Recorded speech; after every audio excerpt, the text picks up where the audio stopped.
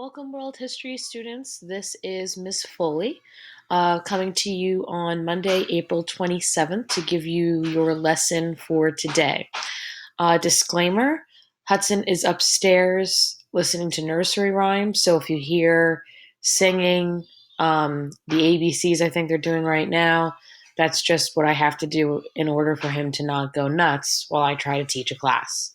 So, hope that you're all well. Miss you a lot. If you take a look at this online learning schedule, here we are. We're right at the end of the unit. So we're going to be taking a look at the Cold War, which is like the third big conflict, I guess fourth if you count the Russian Revolution, and look at this and determine just some primary source analysis that we should be aware of. So you're going to be doing a Google document to go through that, and I'll show you that in just a little bit. Wednesday, you're going to have a study guide. That will be your lesson for Wednesday. And then Friday is your Unit 7 exam. And then we're done with Unit 7, and we only have one more unit for the entire school year. So you should be very proud of yourself for what you've accomplished so far. So when I said, okay, online learning, the Cold War, it's very complicated, it's very complex. It's really hard to, find something that's, overall and encompassing of this Cold War, which really was a struggle between the United States and the Soviet Union for almost 40 years. So what I actually found, and you looked at it last time, was this reading. Let me just get the reading up here. Here it is. So if you take a look at this reading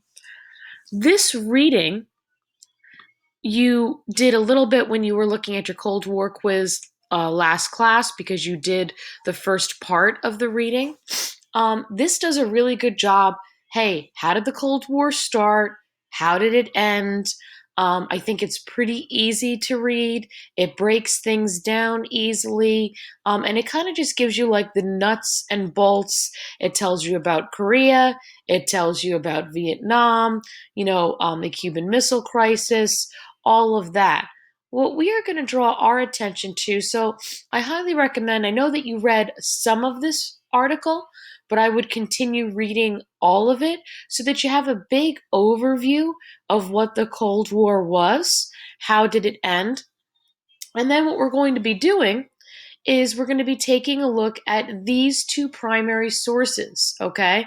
This is a speech from Winston Churchill, an excerpt of it, so that's a part of it.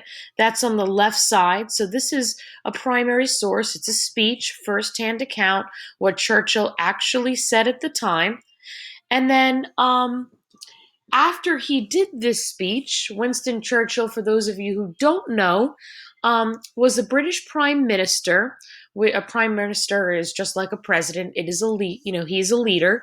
And, obviously Great Britain is a strong ally of the United States.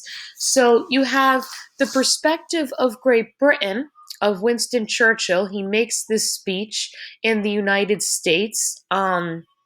After he was no longer prime minister. And then, like, to respond to that speech, Joseph Stalin goes to a newspaper and conducts an interview about kind of responding to what Winston Churchill said in this speech.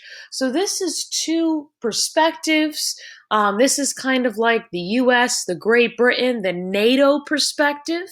And then obviously this is the Soviet Union, the Warsaw Pact perspective, taking a look at both sides and their primary sources. I think that it's just a really good way for you to analyze this information. So here's what you're going to do. You're going to have this Google Doc in Classroom, okay? And when you take a look at this Google Doc, this is what you need to do. According to Churchill, what explains the growth of communist parties in Eastern Europe? Essentially, when you read his speech, how did communism come to be? And why is communism spreading? Right here, you're typing your own words, a sentence or two. In your own words, when you read that, Churchill thinks that communism is growing and spreading in Eastern Europe because. Then what you're doing is finding 2 or 3 lines directly from the passage.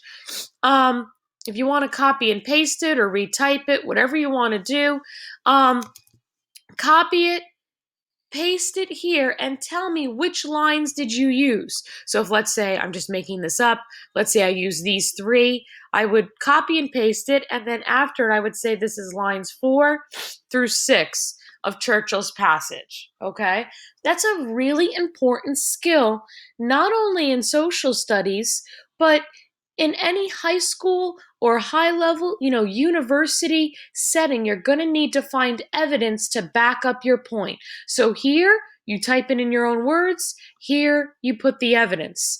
Then you go to the other article. The other article is from Stalin, the Soviet Union leader.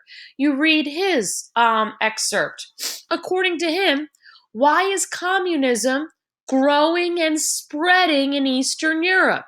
He's going to have a different perspective than Winston Churchill. In your own words, right here, Stalin believes that communism is growing and spreading in Eastern Europe because, just a sentence or two, and then you're putting your quote. You can copy and paste it. Just make sure you tell me exactly what lines you used. This quote should help support your own words, okay? And this is, can you read to understand, especially, in a time period like 2020 where there's so much information that comes at us. When we come up with opinions, when we come up with beliefs and ideas, it's evidence that we use to back it up. And that's really like the underlying skill that we want you to learn in social studies classes, because it's applicable, in all parts of life. Then there's another question. According to Churchill, what should be the most important characteristic of governments of Eastern Europe? It should say in Eastern Europe. What is the most important characteristic? What should government be responsible for doing? What is government's job according to Churchill? So you're going back to Churchill's speech in your own words. What should the government be doing? What should the government do for its people? How should the government act? In your own words, you write that, then you have a quote. Then you're doing the same thing for Stalin. In your own words, when you read this article, what does Stalin say? What should government be doing? What's the most important characteristic of government?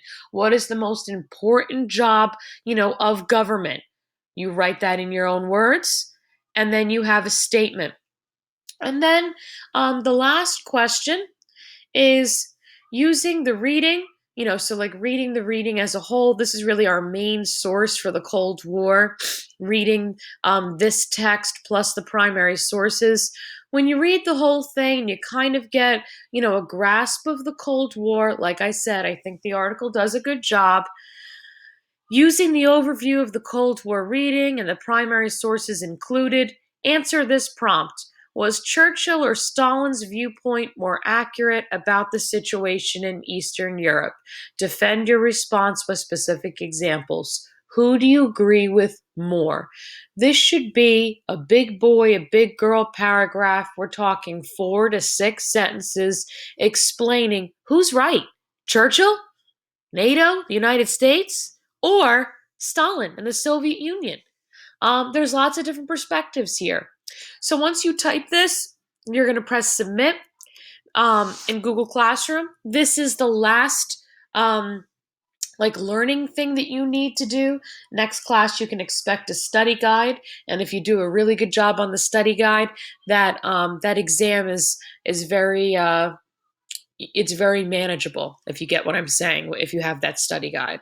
So I hope that you're well. my allergies are bothering me a little bit, and I'm listening to a lot of nursery rhymes with Hudson, so it's just not the same as being with your my fun Block 8 class. I hope that you're safe. I hope that you're well, and if you need anything, let me know. I'm in the process of finalizing marking period 3 grades. If there's something that you turned in that is not showing up or something I made a mistake, please make sure to shoot me an email, okay? Or message me on Hangouts, all right? Hope that you have a great day. Talk to you soon. Bye.